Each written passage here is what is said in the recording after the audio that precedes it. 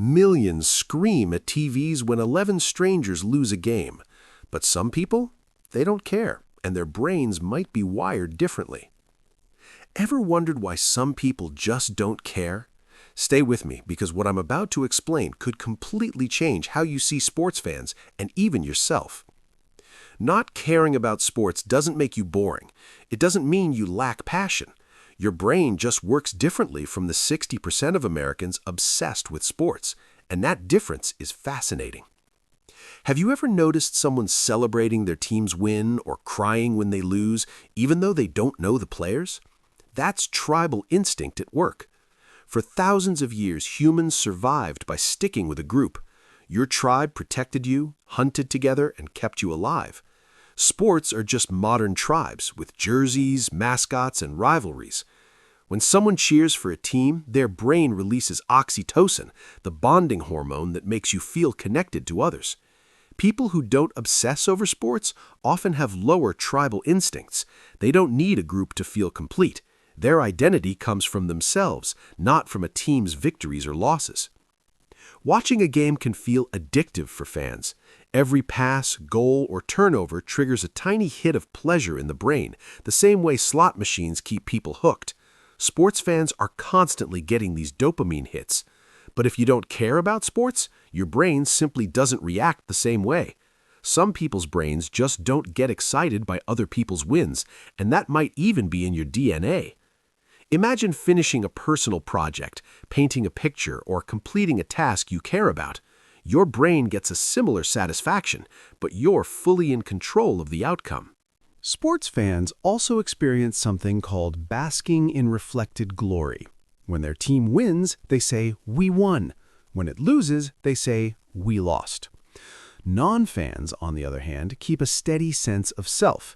Their self-esteem isn't tied to things they can't control. They find fulfillment in relationships, creativity, learning, and personal achievements. It's not about being better, just different. Sports fans practice caring about strangers in jerseys. Non-fans just direct that empathy differently, toward people, art, or projects that actually matter to them. Everyone has a limited capacity for caring deeply. Non-fans are simply allocating their energy in ways that are meaningful and personally fulfilling. For some, not caring about sports is also a defense mechanism. Maybe you were bullied in gym class, excluded from sports culture, or just never understood why adults scream at a television over a ball.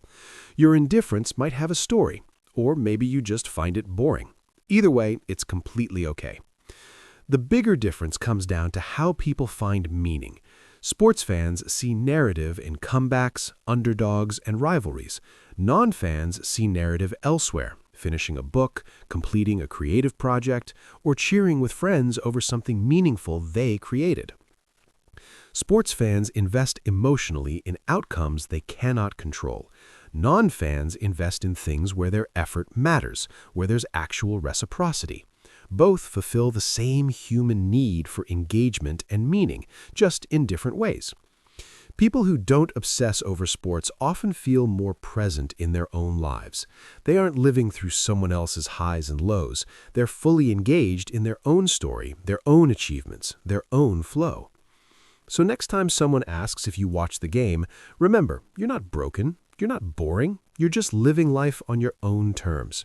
Your brain's reward system, your tribal instincts, and your empathy are all calibrated differently, and that's perfectly fine.